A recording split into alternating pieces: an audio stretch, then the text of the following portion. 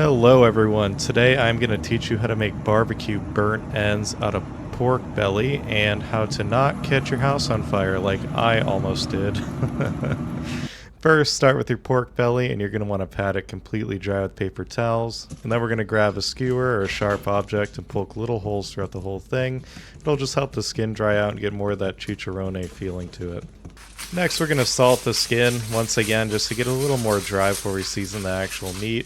So before we season as well, we're going to take a sharp knife. This is not a sharp knife. I got a sharper one after. And we're going to cut the pork belly into 2 by 2 inch cubes. So I just slice it vertically like this, and then I go horizontal after. But yeah, the main idea is we want to get spacing in between each burnt end cube so we can get the seasoning on all sides and get that good crust on the outside of all of it.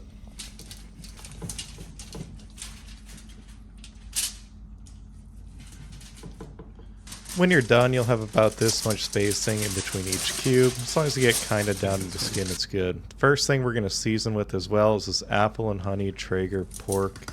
It's a pork rub, you know.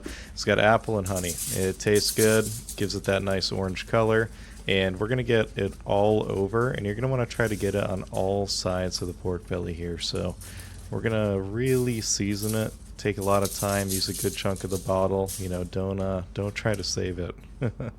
Next, we're going to go in with this hot honey chipotle rub. I love this rub on literally everything, but especially anything burnt end related. It's going to taste amazing. I would go pick this up at your local store. I got this at Walmart, I think, when I was going for pool chlorine, and best investment I ever made. You should do the same thing. Next, we're going to load up the pellet smoker with some competition blend pellets. You can do hickory, competition blend. I did kind of a combination here because it was already half full, but either way, each wood flavor is going to give you what you need. So right here, we're going to set the smoker to 250, and we're just going to let it go for 2 hours. So as you can see here, I got my fire started, and it's about time to get the pork belly on there. So load it up, and there we go. I just set it flat on here, no pans under it or anything, and I'm going to shut the lid and check on this in an hour. Here it is after hour 1. You can see some of the smoke is starting to come up, skin's crisping, grease is getting on there. And then after hour 2, you're going to see it's getting a little bit of a darker color. Those holes are more prominent. And then after hour 3, we're almost there. Things are getting real crispy. The skin's starting to pull back, and this is what you want to see.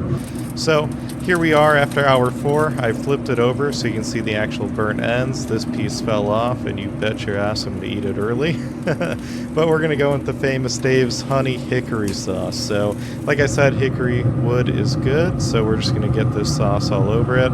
And the goal is to try and brush this all over, get it into the little holes there in the crevices. You want to get each cube coated. So here it is after I get it all coated. And here are the little pieces I'm going to eat on the side.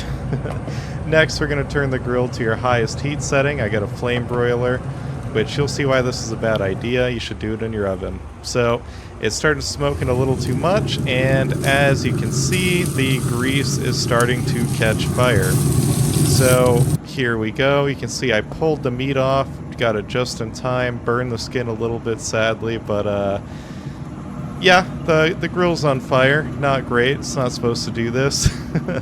And as you can see, this was before I pulled it off. It's really on fire.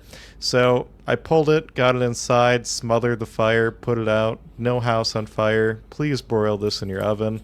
As you can see, the skin got real charred there, but it turned out good still. It's got that real crispy sound, still tastes good. So I'm going to show you me slicing it a little bit here. Listen to that crunch. I mean, it is great. So I took a little piece here, and I'm just going to squish it so you can see how juicy it is.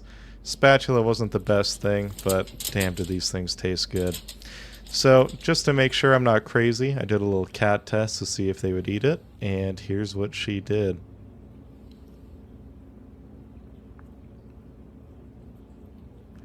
Very suspenseful, but she loved it and begged for more, which you will too if you try it.